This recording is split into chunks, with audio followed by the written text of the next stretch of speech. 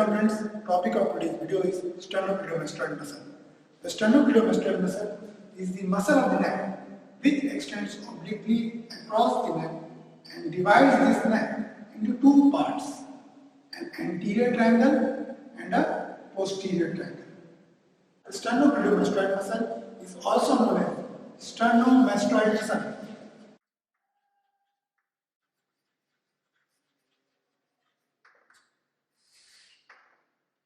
Okay. The sternocleidomastoid muscle arises from below by two heads, the sternal head and the clavicular head. The sternal head arises by a rounded tendon from the anterior surface of the upper lateral part of the manubrium sternum, and the fibers of the sternal head goes upwards, backwards and laterally in front of the sternoclavicular joint. Okay, so these are the sternal fibers. The second head, that is the clavicular head, is musculoaponeurtic and arises from the superior surface of the medial one-third of the clavicle. So from here to here arises the clavicular head. And the fibers of the clavicular head passes vertically upwards, which goes deep to the fibers of the sternal head. Now let us look into the insertion. The sternal fibers of the sternocleidomastoid muscle gets inserted into the lateral surface of the mastoid process from the apex to its base and the lateral half of the superior nuchal line. So let us draw the sternal head.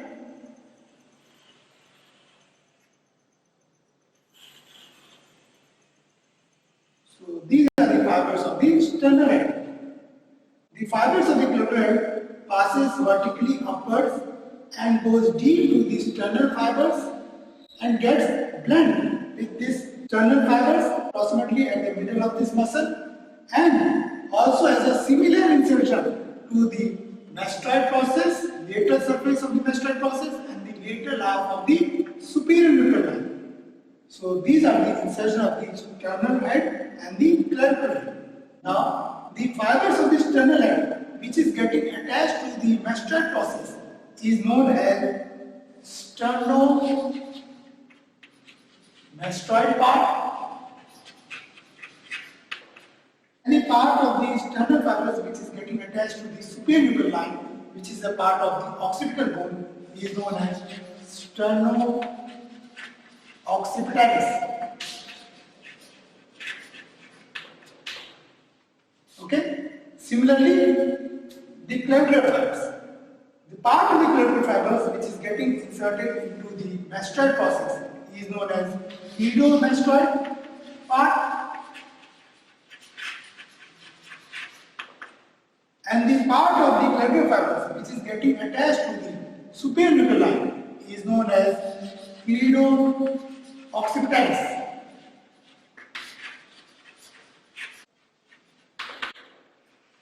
Okay. Here we can see the sternal fibers and the clavicular fibers are crossing each other in the form of a cross or a cruciform. Okay.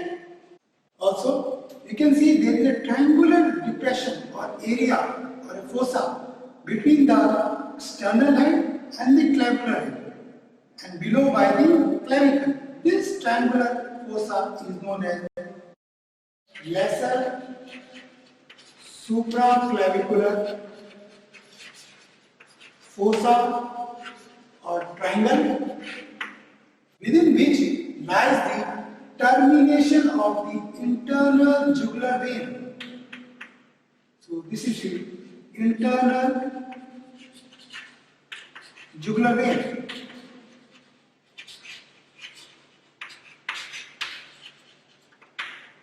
This is an important surgical landmark to put a central line or a central catheter into the internal jugular vein. So from this fossa, the central line can be put into the internal jugular vein. Now the nerve supply. The motor supply of the sternocleidomastoid muscle is supplied by spinal accessory nerve, which is the 11th cranial nerve,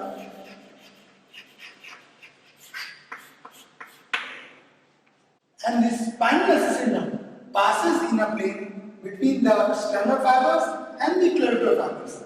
Here, between these two fibers. So the spinal accessory nerve passes between the two fibers of the sternocleidomastoid muscle and comes out from the posterior border of the sternocleidomastoid muscle, approximately at the middle of the sternocleidomastoid muscle, and goes backward, downwards and laterally to supply another muscle which is forming the posterior border of the posterior triangle, that is the trapezius. Before coming out of the posterior border, it supplies this muscle. Okay?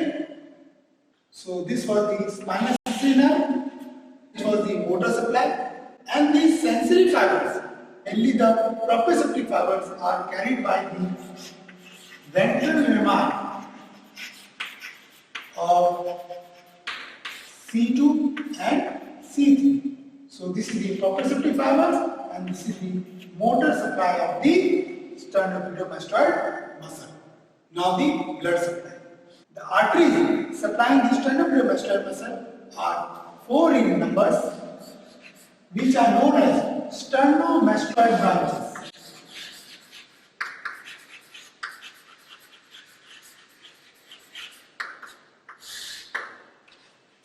Two of these sternomastoid branches arises from the occipital artery, which was found in the apex of the posterior triangle.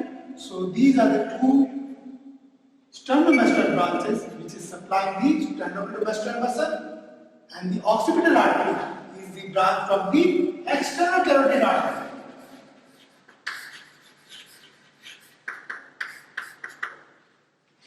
One sternomastoid branch is coming from the superior thyroid artery, which is also a branch of the external carotid artery. So this is the sternomastoid branch which is supplying the sternocleidomastoid muscle. So this was the superior thyroid artery.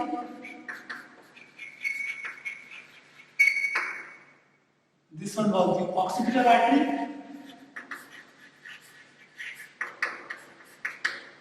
Okay, and the fourth sternomastoid branch is coming from the suprascapular artery, which was present in the posterior triangle. So this is the fourth sternomastoid branch, which is coming from the suprascapular artery,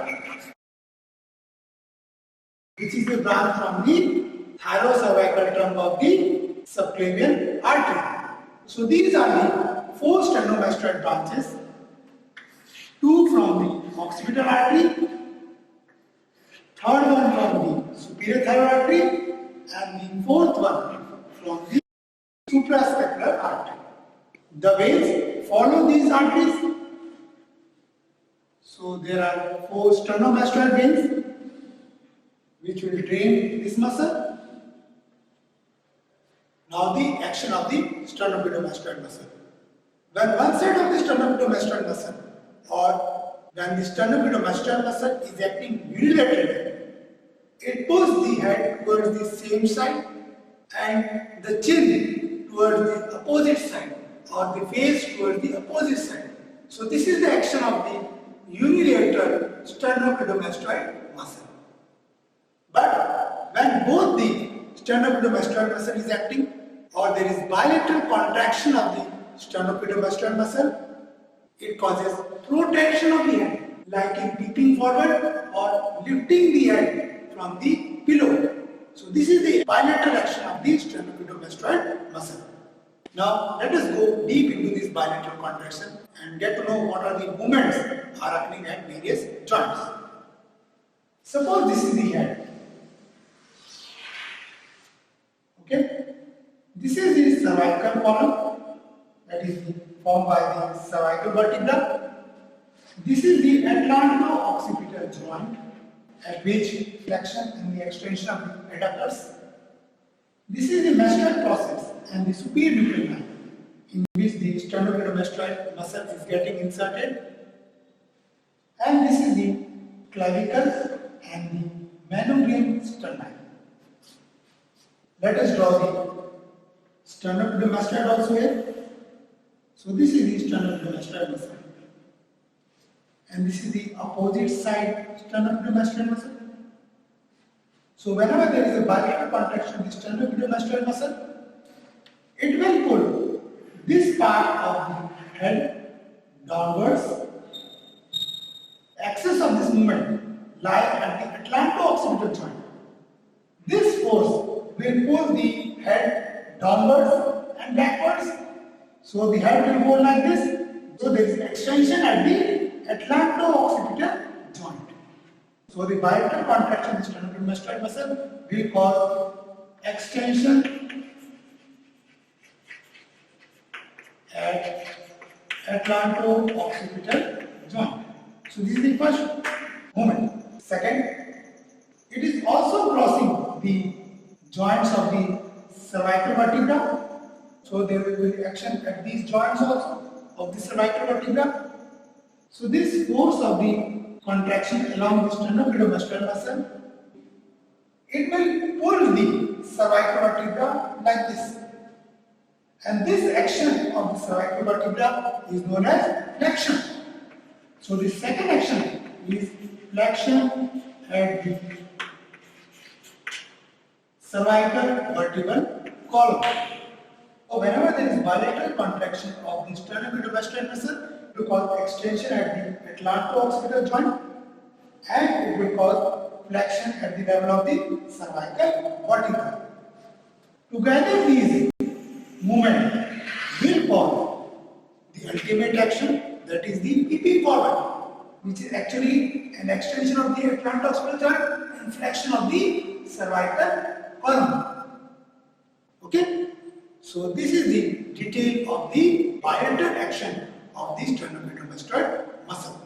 Third action, if the insertion becomes origin or this gets fixed, the direction of the contraction will be upwards and backwards, and this will pull the clavicle and the manubrium part of the sternum upwards, which will cause these two bones to get fixed, which will help in the inspiration. So sternocleidomastoid muscle is also an accessory muscle of respiration, which help in fixing the upper part of the thorax. Okay? Now the applied aspect of the sternocleidomastoid muscle, there is a deformity which is known as torticollis, or also known as Reinhardt,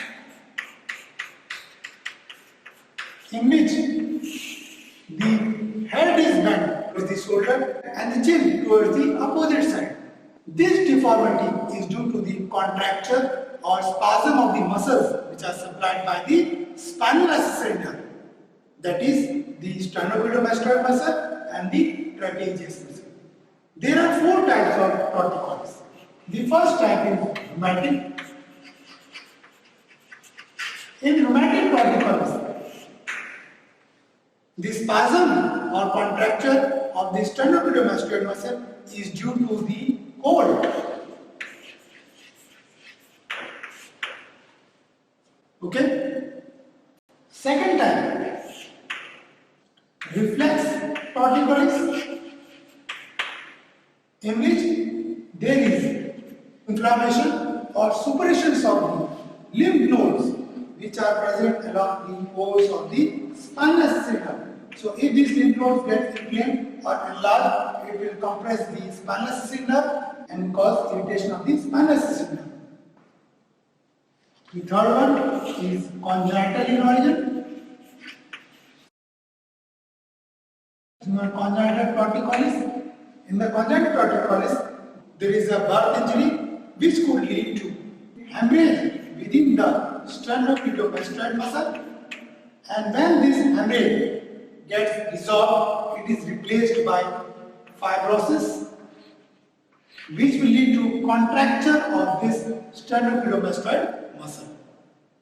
This type of torticollis is known as congenital torticollis, since it is present from birth.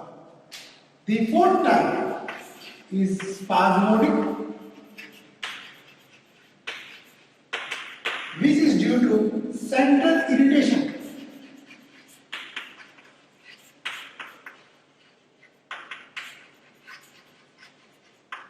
which may be due to any lesion in the brainstem, which will compress or irritate the central origin of the spinal accessory nerve.